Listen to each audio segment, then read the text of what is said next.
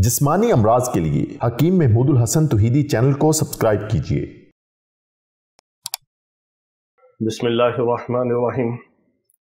अल्हम्दुलिल्लाहि वहदह वस्सलातु वस्सलामु अला मन ला नबिय्य बअदह वला रसूल बअदह वला मासूम बअदह, अम्मा बाद। मोहतरम भाइयों और बहनों, अस्सलामु अलैकुम वरहमतुल्लाहि वबरकातुहू।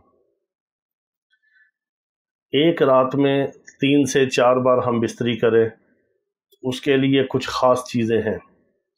बहुत अहम बात है कि आप उसके लिए कौन सी दवा इस्तेमाल करें, कौन सा ग़िज़ाई टोटका लें, कौन सी एहतियात करें और कौन सी माजून इस्तेमाल करें। ये बहुत अहम चीज़ें हैं, क्योंकि बाज़ लोग ऐसे हैं कि जिनको बेचारों को सिर्फ़ खुराक खाने से फ़ायदा नहीं होता और उनके स्टीरॉयड खा खा के, वियाग्रा खा खा के और तरह तरह की हाई पोटेंसी की मेडिसिन खा खा के इतना बेड़ा गर्क जिसको कहते हैं वो हुआ है कि उनको छोटी मोटे ड्राई फ्रूट, खुराक, मिजाज की चीज़ों से असर नहीं होता।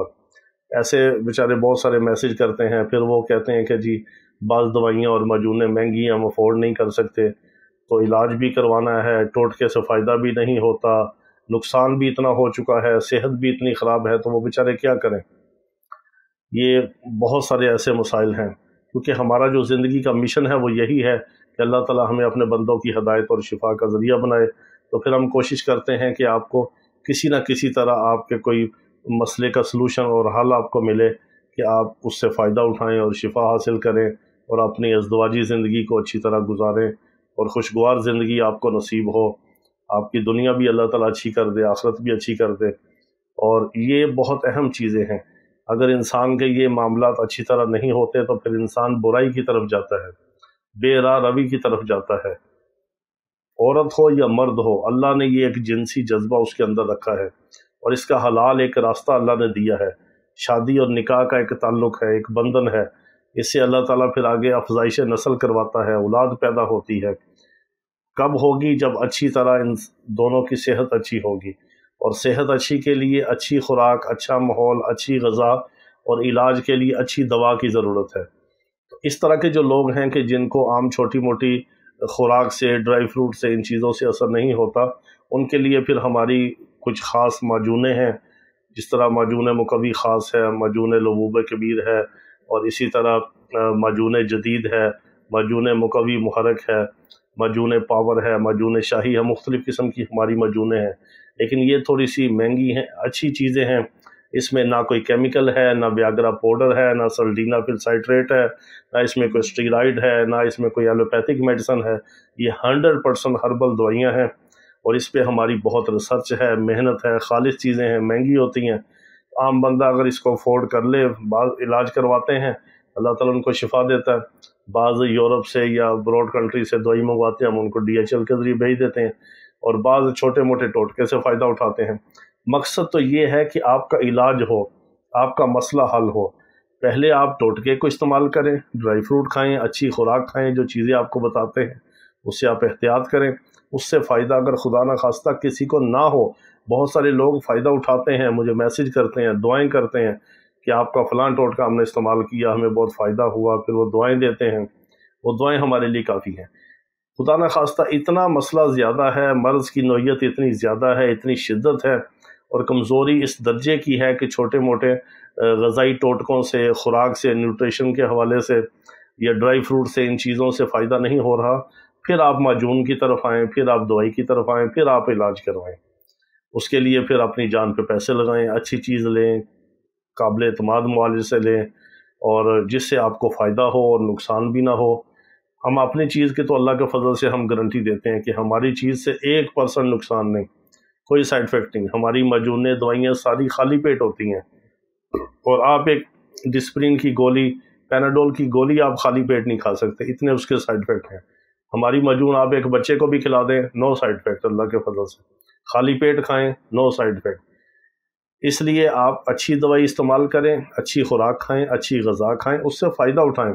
ना फ़ायदा हो फिर आप माजूनों की तरफ, दवाइयों की तरफ आएँ, फिर अपना इलाज करवाएँ। इस तरह ना अपना वक्त ज़ाया करें, ना अपना पैसा ज़ाया करें, और अच्छे मुआलिज से इलाज करवाएँ। जो हमसे इलाज करवाते हैं, हम हाजिर हैं। हम ये नहीं कहते आपके करीब कोई अच्छा मुआलिज है, हज़ारों तबीब हैं, मुखलिस हैं, क्वालिफ़ाइड हैं, तिब्ब यूनानी के हैं, नज़रिया मुफ़रद अज़ा अरबा के हैं, सलासा के हैं, جو کوالیفائڈ طبیب ہیں یا آیورویدک کے ہیں، آپ ان سے علاج کروائیں۔ جو ہم سے علاج کرواتے ہیں وہ اللہ ان کو بھی شفا دیتا ہے، جو دوسروں سے علاج کرواتے ہیں اللہ ان کو بھی شفا دیتا ہے۔ شفا تو میرے رب کے ہاتھ میں ہے۔ معالج کا کام یہ ہے کہ اپنے علم اور تجربے کے مطابق صحیح علاج معالجہ کرے، صحیح دوائی دے، صحیح تشخیص کرے، صحیح تجویز کرے، صحیح دوائی بنائے، دیانتداری سے مریض کی ہمدردی اور خیر خواہی سے علاج کرے، اللہ تعالیٰ اس میں شفا ڈال دیتے ہیں۔